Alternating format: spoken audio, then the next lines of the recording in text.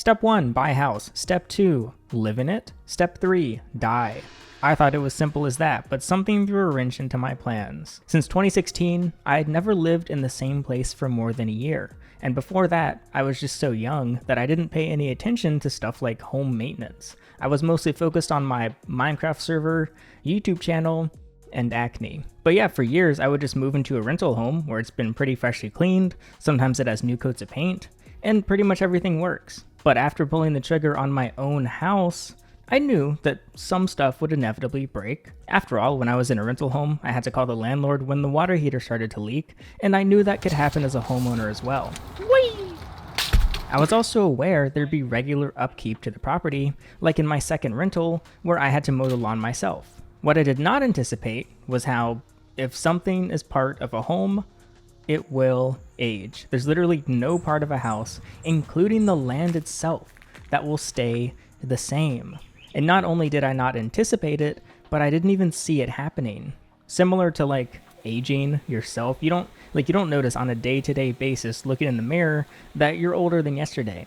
It likely isn't until you look back at a picture from a few months to a few years ago that you can notice a difference.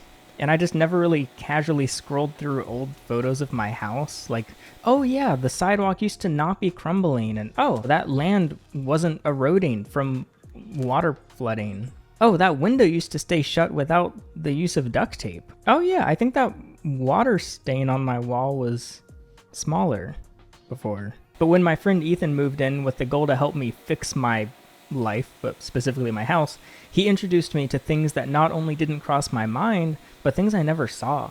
For the summer, I created a long list of projects I wanted us to work on, but there were days where Ethan would instead go rogue and invest his time into something I never even considered working on. One day he asked me, "When's the last time you cleaned your central AC units?" To which I responded, "What the f is a central AC unit? Oh, the metal cubes? Like that turn on and blow air around?" Well, yeah, one time it stopped spinning, so I very proudly disassembled it myself and replaced something in it that I found on Reddit, which made it start to spin again. Though it wasn't until afterwards that I realized I did an electrical repair on a metal cube with metal tools with the electricity still on. But I survived and I fixed it. I grew 7 hairs on my chest that day. But Ethan said, no, not repair it, just like clean it out.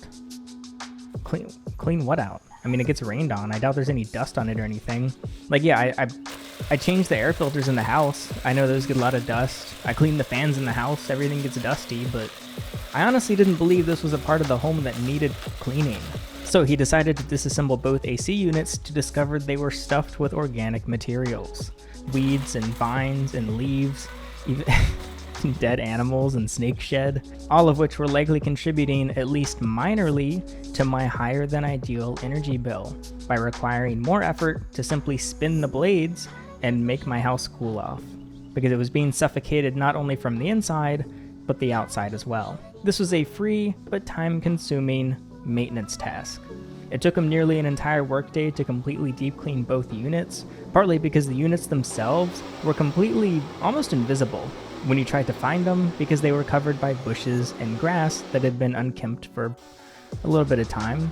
I mean, I love having an acre of land to do just whatever I want on, but keeping an acre manicured, it can be fun while I'm in the mood and I want to scoot around on a lawnmower, but it's been easy to fall behind on. Okay, it took one workday, whatever, but every single part of my house has to be dealt with like this. And the thing is, I am far from a perfectionist. I think perfectionism is just like straight poison. In fact, for every project Ethan has helped me on, I've basically challenged him on whether something is truly necessary or we can just skip a step or two. Because if you ever get to know me, one of the first things you'll learn is how much I love cutting corners. But unfortunately, much of the time, Ethan had facts and logic on his side that, yes, you do in fact have to find the studs in a wall or use anchors if you want a handrail to stay in the wall and not be ripped out immediately upon walking down the stairs. And if I ever do rent out rooms again, I'd probably be asking for a lawsuit if the handrail did come loose and threw my tenant down the stairs, seriously injuring them. And in the case you're seriously hurt, your injuries could potentially be worth millions without the time-consuming appointments, paperwork, upfront costs, and reliving the traumatic event over and over. Insurance companies often lowball clients' claims, but if you become Morgan & Morgan's client, they will fight to get you the money you deserve. They've achieved significant verdicts in the past couple months for victims involved in a huge plethora of injuries, including life-altering car crashes. Like $12 million in Florida, 34 times the highest insurance offer. $26 million in Philadelphia, 40 times the highest insurance offer. One client was hit by an uninsured motorist and sued his own insurance after they offered him just $50,000, which didn't even cover his medical expenses. So Morgan & Morgan secured him over $5 million. Morgan & Morgan's fee is absolutely free unless you win your case. So if you've been seriously injured, your case could potentially be worth millions. You're just a few clicks away from potentially changing your life. You can start your claim now with Morgan & Morgan at forthepeople.com/goherping, linked in the description, or by using your phone to scan the QR code on screen. Thank you to Morgan & Morgan for sponsoring. Back to the video. Up until this point, I'm an anti-anchor enthusiast. I screw the heaviest things I can find with the tiniest screws into pure drywall, and then Pikachu face when it rips out of the wall 2 weeks later.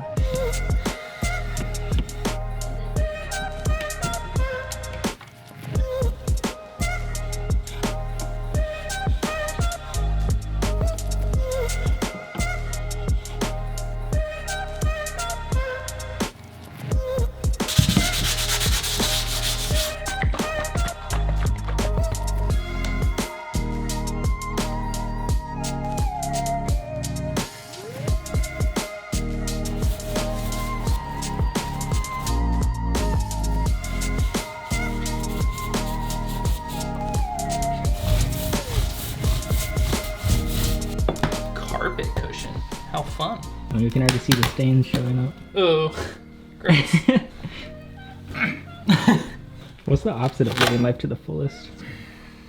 Like living it empty? Living like Claire. Oh. Yeah. Piss boy. Piss boy. Ah. Oh, it's gonna be such a pain to rip up all the stupid. Yeah. Hopefully this is all one piece now, though. Yep. It's all one piece. Oh, it's so yellow. Are you gonna tell the story of this carpet, or is it just gonna be lore forever?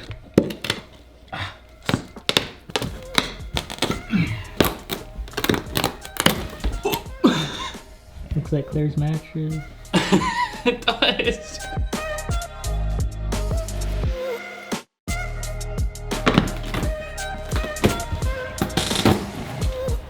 It's literally just pee, like straight up. It's so freaking nasty.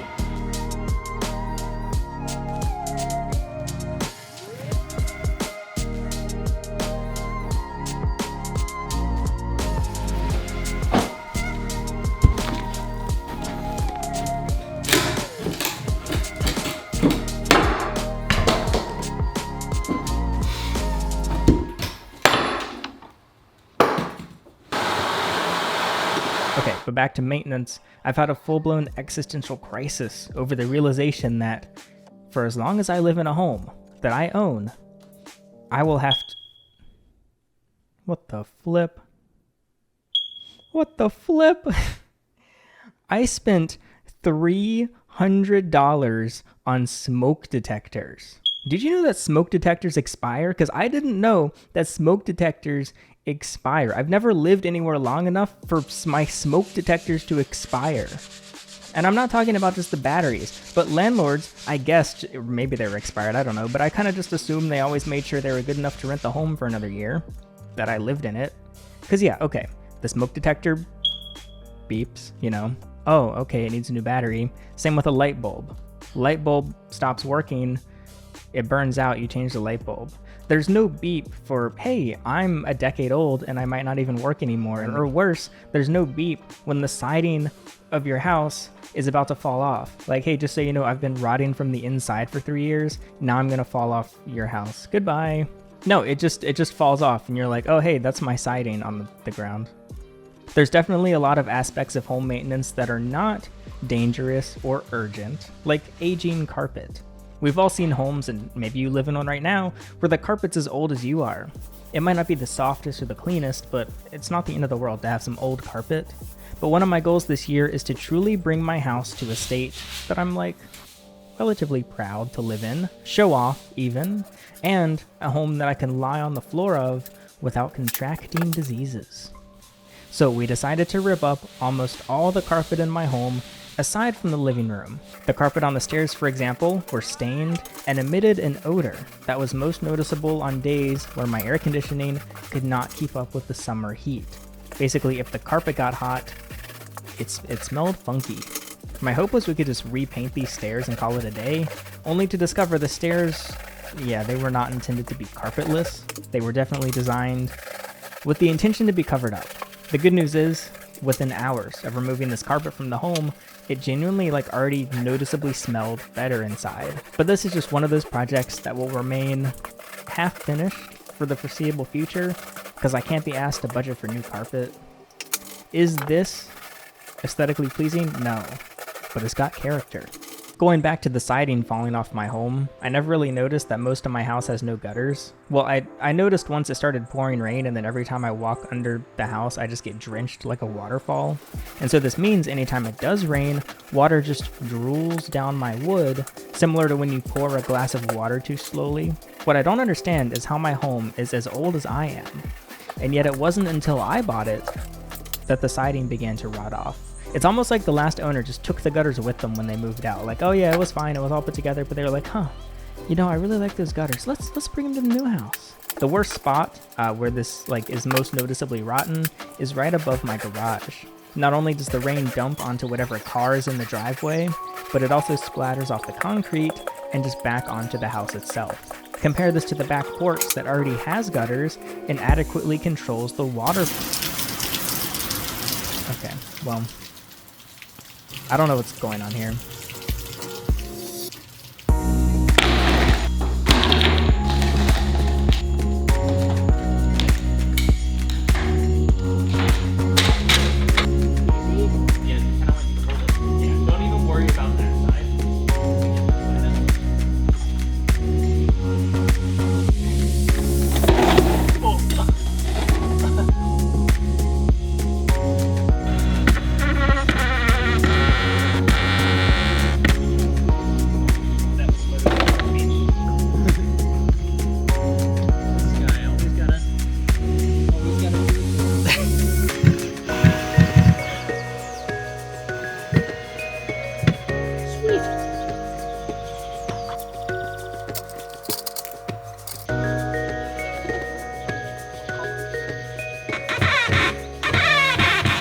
Guess we'll just see if it drops out the end. Oh! Let's freaking go! It's leaky. I got this one right. Crazy. Not getting rained on finally. Insane.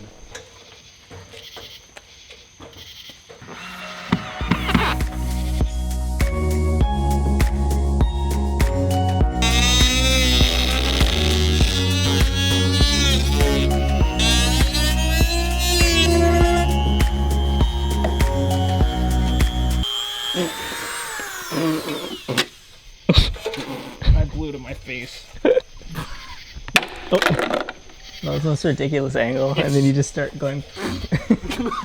Look, I'm drooling everywhere too.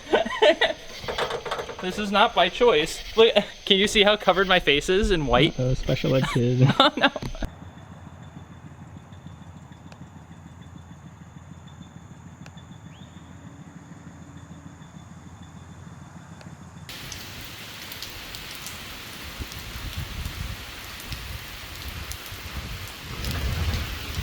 There's a lot of other aspects to this home that I really need to get on a regular maintenance schedule. Primarily those things that don't beep or burn out when they need to be fixed or replaced or whatever. And instead, I need to continue to pay attention to that stuff that isn't required to deal with and isn't disastrous in real time, but fixing things and keeping up with things that will greatly increase the lifespan of what's in my home.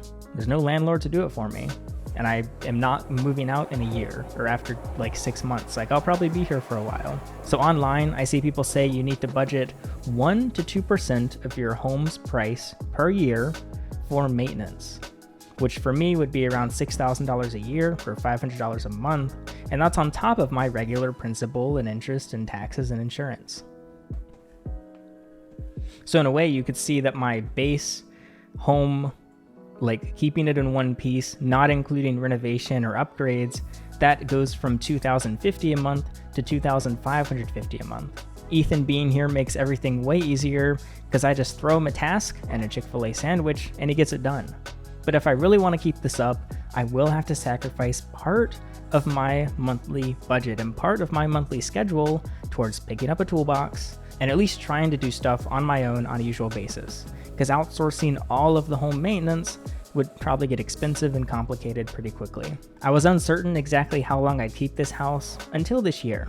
I literally considered selling it a couple times back in 2023. I'm certainly glad I didn't. I'm very grateful to myself for making the decision of keeping it.